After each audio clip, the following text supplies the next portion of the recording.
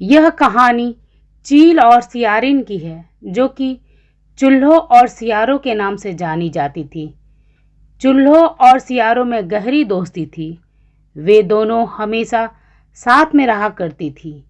एक बार दोनों को पता चला कि आश्विन माह के कृष्ण पक्ष की अष्टमी को पुत्रवती स्त्रियां अपने पुत्र के जीवन की रक्षा के लिए जितिया व्रत करती है। तब उन दोनों ने तय किया कि वे भी यह व्रत अपने बच्चों के जीवन की रक्षा के लिए करेंगी। जब आश्विन माह के कृष्ण पक्ष की अष्टमी का दिन आया, तब चूल्हों और सियारों दोनों ने ही व्रत किया।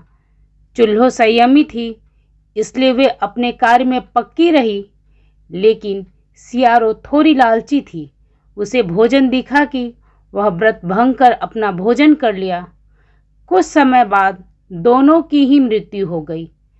फिर उन दोनों का पुनर्जन्म हुआ।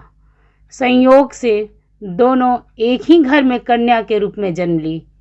इस जन्म में सियारो बड़ी थी और चूल्हों छोटी।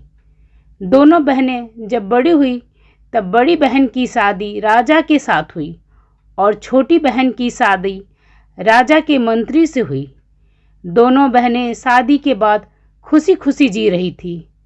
बड़ी बहन ने कुछ समय पश्चात पुत्र को जन्म दिया, लेकिन वह पुत्र कुछ ही दिनों में मृत्यु को प्राप्त हो गया।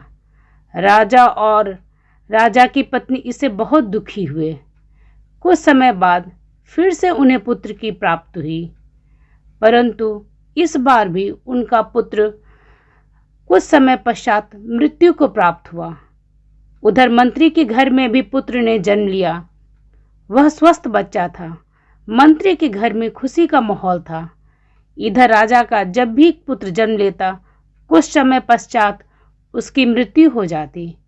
दूसरी तरफ मंत्री के घर जन्म लेने वाला पुत्र स्वस्थ और सुंदर होता। राजा की पत्नी इसे बहुत दुखी थी। अपनी बहन के पुत्रों को देखकर अब रानी को ईर्ष्या होने लगी। धीरे धीरे राजा की पत्नी का ईर्ष्या बढ़ता गया। तब उसने अपनी बहन के पुत्रों की हत्या करवाने के लिए कई बार प्रयत्न किए, लेकिन हर बार मंत्री का पुत्र बच जाता। अंततः दुखी होकर राजा की पत्नी अपनी छोटी बहन के घर गई। बोली, बहन, मुझे क्षमा कर दो।